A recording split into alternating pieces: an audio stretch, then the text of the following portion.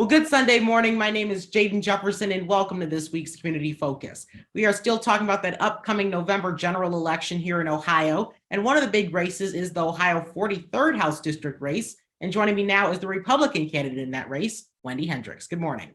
Good morning. Thank you for inviting me to interview with you. Of course, and this race is one that's really closely watched because it includes some pretty big neighborhoods in the Toledo area. So would you first be able to give people an idea of who you are and what you do for a living? Sure. My name is, again, Wendi Hendricks. I own and operate Starbound Models and Talent. It's been in business for 25 years and very proud of that. We represent singers, actors, models, dancers, songwriters in the industry. So we're actually known as a mother agent. So we got people in the industry.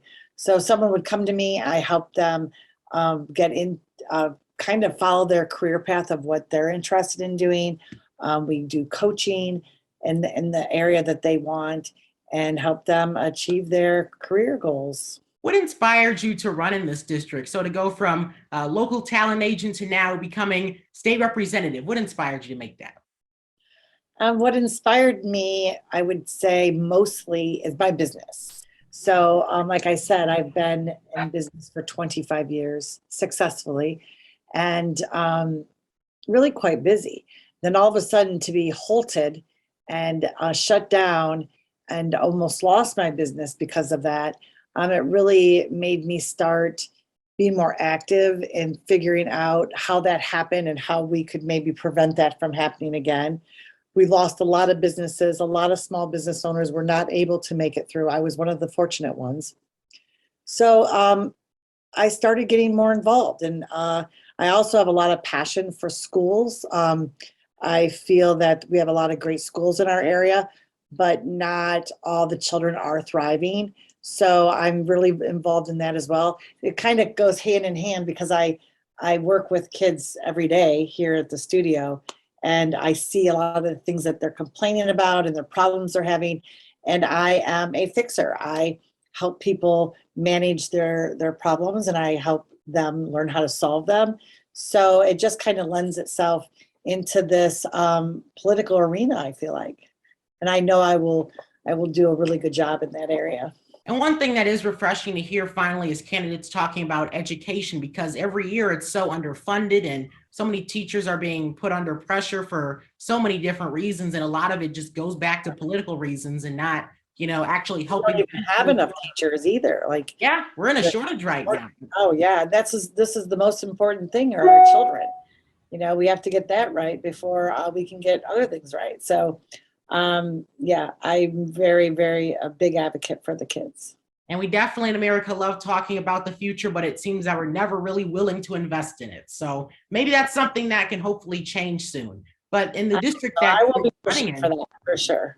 Definitely, and hopefully more, because we should all be on the same side when it comes to just having something like education be funded well so our kids can do well and our future can do well. And you're running in a district that's very diverse, and I'm sure a lot of voters in this district are probably going to put that hopefully on their list. So we're talking, the old West End, you're talking South Toledo, you're talking Ottawa Hills, all in one district. So West Toledo, lots of big portion, almost all of West Toledo is also in that 43rd district. So yeah, my district is really large and it is diverse, and I love that. My company is, it's diverse. I work with all walks of life, a Republican, Democrat, independent, libertarian, you name it, they come through my door. So I feel like I reach to everyone. I'm not just this one-sided person. I really do. When I speak to, let's say a Democrat, which mostly that seems to be a lot of the, probably the group of that come into my studio I would have to say would be more probably Democrat to independent. And when we speak and when we talk, we align together. It's really crazy how close we are to having the same feelings and thoughts. Like so many people are against biological men playing in women's sports, whether they're Democrat or Republican or independent. And that's something I really feel strongly about as well. So my voice is their voice. So I have to listen to what everybody says and then try to help bring that to, oh, sorry about that, bring that to the table, you know? And it's interesting how we see, you know, especially in local elections, how a lot of national issues have been, you know, it just seems that our local issues have just been put to the side, because even things like that we hear a lot of talk about nationally, but really aren't being affected here. So it is interesting to see how these elections have changed to the point where we're talking about things that are happening in a completely other state, and Right. you know, somehow applying. Well, they're bringing the power back to the states, which is amazing, because it should be put in the states. The people in the states should vote for what they want. And it's a wonderful thing. Like you just said, we shouldn't be worried about something that's happening over in California. We should be worrying about how it affects us here in Toledo. So I agree with that. You know, small government, let the states decide, the people in the states decide what they want to do in their area. And when we're talking about some of the big concerns of issues in this district, some of the issues of voters in this district, you know, you're hearing a lot of things, whether it's about abortion rights, about guns, just a lot of things that have been an issue for quite a while now, but we're starting to hear more about, especially after Roe was overturned, and some laws that some bills that Governor Mike DeWine signed into law that are having a lot of mayors in the area and across the state of Ohio upset. So when it comes to things like gun rights, abortion rights, where do you stand on those things? So I do feel that the abortion rights should not be in the federal hands. I would agree that it should be back in the state hands. And Ohio is the heartbeat law. And when going door to door and talking to Democrats and Republicans alike, most people, over 95% of the people that I have spoke to, love that it is the heartbeat law. So I feel that they got it right. And so I support that. And in Toledo, after Roe was overturned, there was really a strong reaction. You had a lot of protests happening. One notable protest we saw was on Sylvania Avenue, and you had this giant crowd of people that were very upset with the ruling, obviously, because this is something that's been, you know, the law of the land for over 50 years. And to see it change like that really had a lot of people upset because they believe it's healthcare. And then you had that smaller group that were saying that religious reasons that abortion shouldn't be allowed. So I do believe in the beginning that people were confused. They thought it was like against abortion totally by taking it out of the federal hands. But really, that's all it did. It just put it back to the states. It didn't outlaw abortion. They have decided to step aside because it's not constitutionally their place. So I feel like that was the right decision. And I think once they kind of relaxed after that, I don't hear the protests that we had before. I feel like they were just misinformed and confused about what that meant, because a lot of people that I was talking to thought it meant that it was overturned for everyone, but it's not. It was just given back to the states. It seems like those protests have just kind of gotten bigger now that we know what's going on in Ohio after the heartbeat bill was something that was now, you know, it was back. So it was something that a lot of people were feeling strongly about. So talking in terms of things that you want to tackle, you know, if elected to this position, would be some of those top issues that you want to address for voters here at home? Well, I feel really strongly about giving the power back to the parents when it comes to schooling. I don't think that the school should keep things from parents. I feel like the parents know what's best for their child. So I'm going to be pushing rights for parents, that they can, that the school can't make a decision about a child's future without talking to a parent, meaning they can't just change their gender or start calling them something different than what the parent sends them to school as.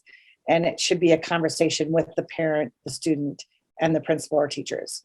So I'm really trying to give power back to the parents where it belongs, because they're the kids' parents. So that's going to be big on my list.